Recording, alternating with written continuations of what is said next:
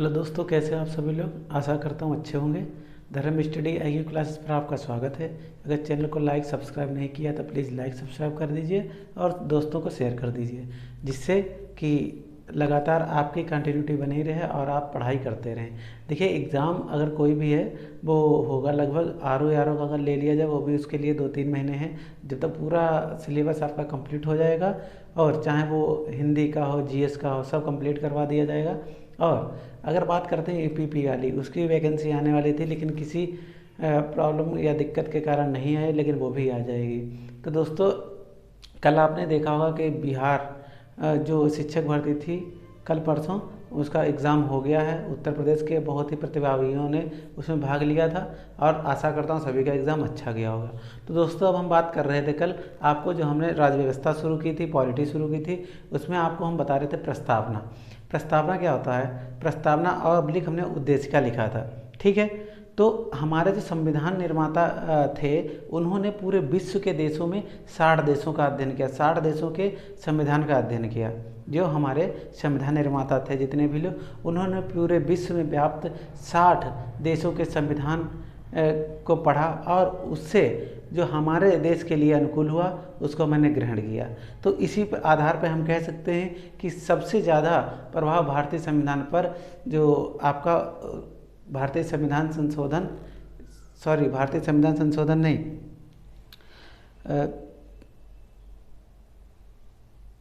सर्वाधिक प्रभाव भारत शासन अधिनियम 1935 का पड़ा।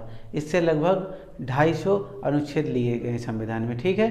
तो दोस्तों, हम कल बात कर रहे थे प्रस्तावना की। ऐसे प्रस्तावना की बात करेंगे, फिर नागरिकता की बात करेंगे, फिर मौलिक अधिकारों की बात करेंगे, फिर राज्य के निर्देशक तत्वों की बात करेंगे। पहले आपको एक बार में सारे भाग बता देंगे, अनुच्छेद बताएंगे, फिर डिस्क्राइब करेंगे, वर्णन करते हुए चलेंगे, आपको अच्छी तरीके से समझाएंगे। और देखिए, आजकल वही अनुच्छेद पूछे जाते हैं जो हिडन है, जो मतलब नॉर्मल नहीं पूछे जाते। जैसे आपसे अगर देख लिया जाए तो आप, जैसे अभी ये चला गया लोकसभा, राज्यसभा, प्रधानमंत्री, ये सब नहीं पूछते हैं। अब वो पूछते हैं जो नहीं पूछे गए हैं। जैसे अनुच्छेद आपका 71 हो गया, अनुच्छेद 4 हो गया, अनुच्छेद 8 हो गया, ऐसे पूछते हैं, ठीक। तो इन सभी को ध्यान में रखते हुए हम लोग क्या करेंगे, अपनी तैयारी को मजबूत बनाएंगे, ठीक है। तो दोस्तों, हम बात कर रहे थे प्रस्तावना की। प्रस्तावना क्या था? प्रस्तावना को उद्देशिका भी कहा जाता है, प्रस्तावना को उद्देशिका भी कहा जाता है। इसके संबंध में बहुत ही जो हमारे संविधान निर्माता थे, उन्होंने अपने अपने विचार प्रस्तुत किए। तो आपको बताते हैं, पंडित जवाहरलाल नेहरू ने 13 दिसंबर 1946 को जो संविधान सभा की अंतिम या तृतीय बैठक थी, उसमें इन्होंने एक उद्देश्य प्रस्तुत किया था। तो उस उद्देश्य की जो लागू हुआ वो 1946 में हुआ। कब हुआ? 1946 में, ठीक। उसके बाद जब संविधान लागू हुआ, उससे पहले इसको लागू कर दिया गया था। किसको? जो हमारा इन्होंने उद्देशिका प्रस्तुत की थी, ठीक। उद्देशिका, फिर बाद में इसको प्रस्तावना कहा जाने लगा। तो आपने देखा होगा जवाहरलाल नेहरू ने 13 दिसंबर 1946 को क्या किया? उद्देश्य प्रस्ताव प्रस्तुत किया। ये इंपॉर्टेंट क्वेश्चन है। दूसरा, अगर हम आपको देखते हैं कि अगर जो हमारी जो प्रस्तावना है उसमें कुछ शब्द दिए गए हैं और कुछ उसमें महत्वपूर्ण और बिंदु दिए रखे हैं। जैसे अगर हम बात करें कि प्रस्तावना हमारी कहाँ से ली गई, तो आप बताएंगे कि अमेरिका से। कहाँ से? अमेरिका से। अमेरिका से हमारी प्रस्तावना को लिया गया है। और जो प्रस्तावना की भाषा है वो ऑस्ट्रेलिया से ली गई। कहाँ से? ऑस्ट्रेलिया से। अब बात करते हैं, जो ऑस्ट्रेलिया हो गया और आपका अमेरिका हो गया, दोनों क्लियर हो गए? कोई डाउट हो तो पूछ सकते हैं। अमेरिका से एक बार और देख लीजिए, अमेरिका से प्रस्तावना ली गई और जो प्रस्तावना की भाषा है वो आपकी ऑस्ट्रेलिया से ली गई, ठीक है।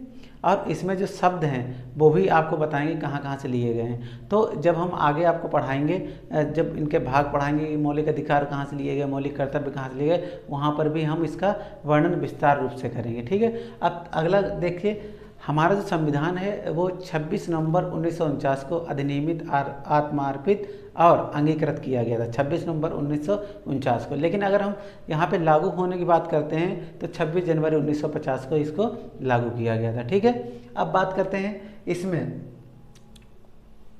जो प्रस्तावना के स्रोत हैं उसकी बात करते हैं। स्रोत हमारा क्या था? संविधान के स्रोत हैं। स्वरूप कैसा है इसका और उद्देश्य क्या है? प्रस्तावना या उद्देशिका बनाने का उद्देश्य क्या है? देखिए, अब संविधान के स्रोत में आता है हम भारत के लोग। जब प्रस्तावना है, इसकी प्रस्तावना अगर आप याद करना चाहें याद कर लीजिए, उसमें बहुत ही इंपॉर्टेंट शब्द आते हैं। हम भारत के लिए, भारत को प्रभुत्व संपन्न गणराज्य बनाने के लिए तथा यहाँ के लोगों को धार्मिक, आर्थिक, राजनीतिक न्याय और बंधुता, ये सब शब्द उसी में आते हैं। ठीक है, ये सब न्याय, विचार, अभिव्यक्ति, विश्वास, धर्म और उपासना, प्रतिष्ठा और अवसर की समता प्रदान प्राप्त करने के लिए तथा उन सभी में व्यक्तियों में करने वाली बंधुता को बढ़ाने के लिए दृढ़ संकल्प होकर अपनी एवं संविधान का 26 नवंबर 1949 को अंगीकृत, अधिनियमित या आत्मार्पित करते हैं। ये हमारा क्या है, प्रस्तावना है। ठीक है, हम भारत के लोग से शुरू होती है। तो इसमें न्याय कितने प्रकार का, ये भी पूछा जाता है, और आपकी स्वतंत्रता कितने प्रकार की, ये भी पूछा जाता है, और आपकी बंधुता कितने प्रकार की, ये भी पूछा जाता है। तो ये सब शब्द हैं, आज इनके ऊपर संबंध में हम बात करेंगे। ठीक है, तो अब हम बात करते हैं कि हम भारत के लोग। हम भारत के लोग से मतलब है हम भारत के लोगों से ही हमारे देश की क्या है, ये ऊर्जा है, स्रोत है, क्या है, ये शक्ति है। हम भारत के लोग में शक्ति है। हमारे देश में क्या है, हमारे यहाँ अगर कोई भी राजा चुना जाता है या कोई भी देश के सर्वोच्च पद पर बिठाया, वो जनता के द्वारा होता है। किसके द्वारा, जनता के द्वारा। लेकिन और बहुत सारे देशों में है, वहाँ पे क्या है, गणतंत्र है, वहाँ पे राजतंत्र है, राजा का बेटा ही राजा बनेगा, और वहाँ पे यही सब चलता है। ठीक है, अब बात करते हैं संविधान के स्रोत में। हम भारत के लोग में आता है जनता। क्या आती है, जनता। जनता के लिए जनता द्वारा जनता पर किया गया शासन। अब्राहम लिंकन का जो कथन था वो अमेरिका संबंधित थे। ठीक है, ये भी याद कर लीजिएगा, लेकिन अब नहीं पूछते, पहले पूछते थे। अब स्वरूप क्या है, अब इसे संपूर्ण प्रभुत्व संपन्न है, अब समाजवादी है, पंथ निरपेक्ष है, लोकतंत्रात्मक है, गणराज्य है, गणतंत्र है। ठीक है, ये तो सब हमने कल बता दिया था। संपूर्ण प्रभुत्व संपन्न मतलब है जब हम आज़ाद नहीं हुए थे, हम आज़ाद हुए 15 अगस्त 1947 को। इससे पहले क्या था, हमारे यहाँ कोई भी जो देश था, कोई भी निर्णय अपने आप नहीं ले सकता था। तो प्रभुत्व संपन्न का मतलब है अब हम प्रभुत्व संपन्न हो गए, अब हम आंतरिक और बाह्य मामलों का निर्णय स्वयं लेंगे। ठीक, फिर दूसरा समाजवादी। यूरोप में एक घटना हुई थी, वहाँ पर निर्धन वर्ग और उच्च वर्ग के या अमीर वर्ग के बीच, इसके संबंध में समाजवादी शब्द को वहाँ से उठाया गया। वहाँ पे फिर ये बनाया गया था, ये कहा गया था कि चाहे आप निर्धन हो, चाहे आप अमीर व्यक्ति हों, लेकिन जो कानून है, नियम है, वो सबके लिए एक समान है। ठीक है, पंथ निरपेक्ष का मतलब है कि राज्य का कोई पंथ निरपेक्ष या धर्म निरपेक्ष इसको कह सकते हैं। पंथ निरपेक्ष मतलब है राज्य किसी के साथ भेदभाव नहीं करेगा, राज्य किसी के साथ भेदभाव नहीं करेगा। ठीक है, ऐसा राज्य जो किसी धर्म को राज्य धर्म के तौर पर नहीं मान्यता देता है। ठीक है, यह ऐसा राज्य है जो किसी भी राज्य को धर्म के आधार पर राज्य की मान्यता नहीं देता है। उसका मतलब क्या था, पंथ निरपेक्ष। ठीक, अब लोकतंत्रात्मक की बात करते हैं। लोकतंत्र मतलब जनता द्वारा देश का चुना हुआ, जनता द्वारा चुना गया कोई व्यक्ति जो उन पर शासन करेगा, ये होता है लोकतंत्र। ठीक, यहाँ लोग चुनते हैं, अब बात करते हैं गणराज्य या गणतंत्र की। गणराज्य या गणतंत्र में क्या होता है, जिस देश में जनता द्वारा शासक को ना चुनकर उसको राजा या उसी की द्वारा चुना जाता है। ठीक है, जैसे राजा का, अगर राजा मर गया तो उसके बाद उसका उत्तराधिकारी जो होगा वो उस पर बैठा है। तो ये गणतंत्र या गणराज्य की बात करते हैं। ठीक, अब इसके आगे बात करते हैं हम उद्देश्य क्या था। जब प्रस्तावना या उद्देश्य का जो उद्देश्य ये था, तो यहाँ पे नागरिक हमारे देश में रहेंगे, उनके अधिकार कर्तव्य क्या हैं, इसको ध्यान में रखते हुए उन्हें न्याय मिल सके, उन्हें स्वतंत्रता मिल सके, इन सबको ध्यान में रखते हुए ये प्रस्तावना या उद्देश्य का बनाई गई थी। ठीक, अब इसमें न्याय हमारा जो है सामाजिक, आर्थिक और राजनीतिक न्याय, 3 प्रकार के न्याय में कौन कौन से हैं, सामाजिक हैं, आर्थिक हैं और राजनीतिक हैं, 3 प्रकार के न्याय हो गए। अब इनकी जो ये न्याय की जो अवधारणा है वो 1917 में रूस में क्रांति हुई थी। कहाँ, रूस में क्रांति हुई थी 1917 में, वहाँ से इन शब्दों को लिया गया, इन शब्दों की अवधारणा को लिया गया है। ठीक है, अब स्वतंत्रता की बात करते हैं। स्वतंत्रता, समता या व्यक्ति की गरिमा या राष्ट्र की एकता या अखंडता बंधुता। स्वतंत्रता कितने प्रकार की हमारे यहाँ दे रखी है, कितने प्रकार की बताइए। स्वतंत्रता हमारे यहाँ दे रखी है 5 प्रकार की। कितने प्रकार की, 5 प्रकार की।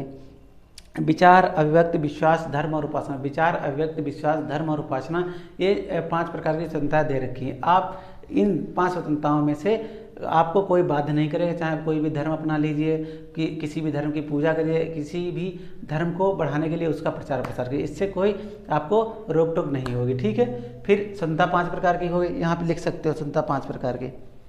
कितने प्रकार की संता ये पूछते हैं। न्याय हो गया 3 प्रकार का, संता हो गई 5 प्रकार की, धर्म उपासना अव्यक्त विचार अभिव्यक्ति विश्वास धर्म और उपासना, ये 5 प्रकार की हो गई। अब आपकी समता की बात करते हैं। समता 2 प्रकार की है। कौन कौन सी? समता हमारी जो है 2 प्रकार, प्रतिष्ठा और अवसर की। यहाँ पे समता लिख लीजिए, प्रतिष्ठा और अवसर की 2 प्रकार की।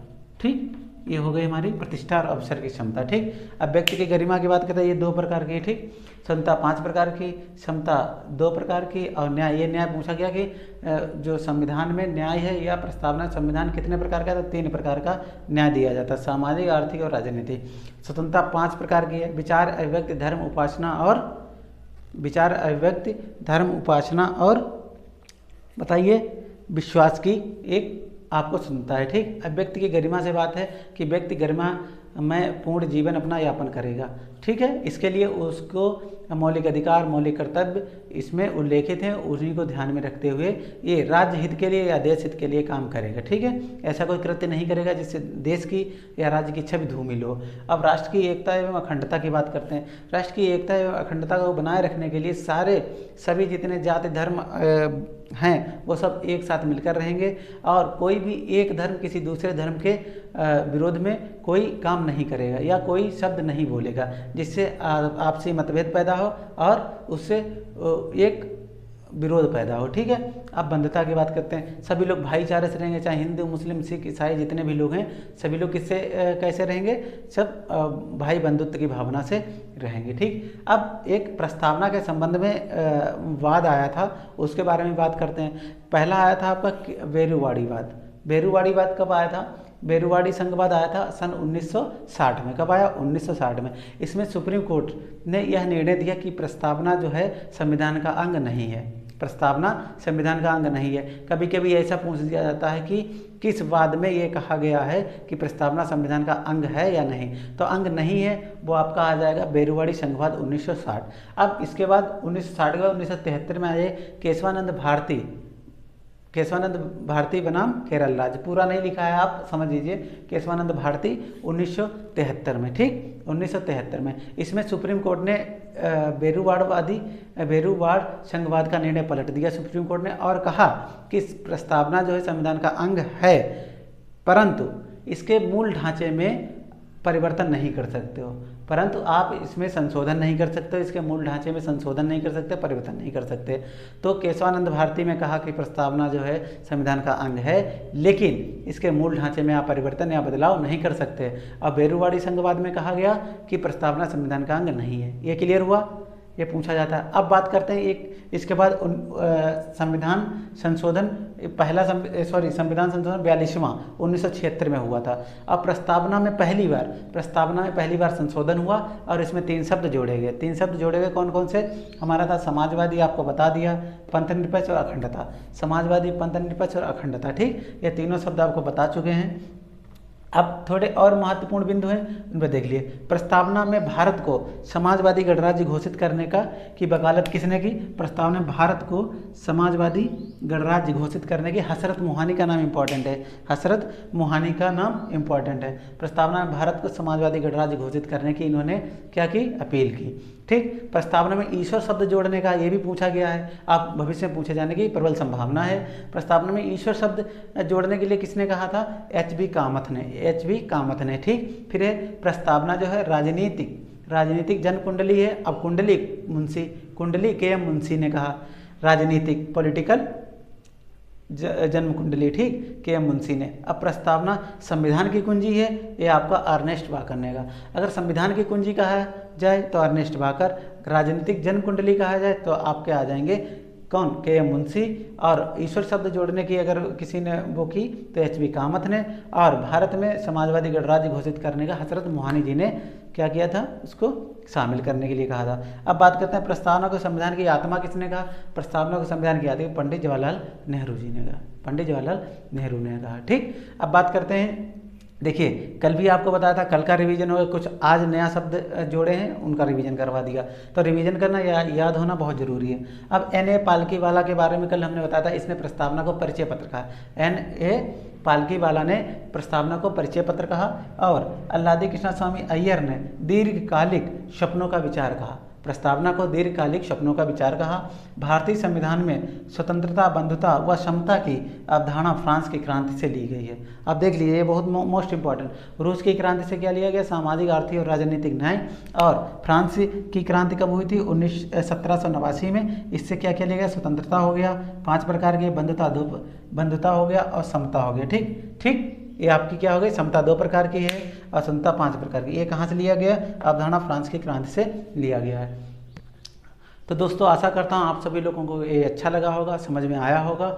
और अब इसी प्रकार से हम लगातार आपको वीडियो देते रहेंगे और कल मिलते हैं आपको अगले वीडियो के साथ। जब तक लिए जय हिंद।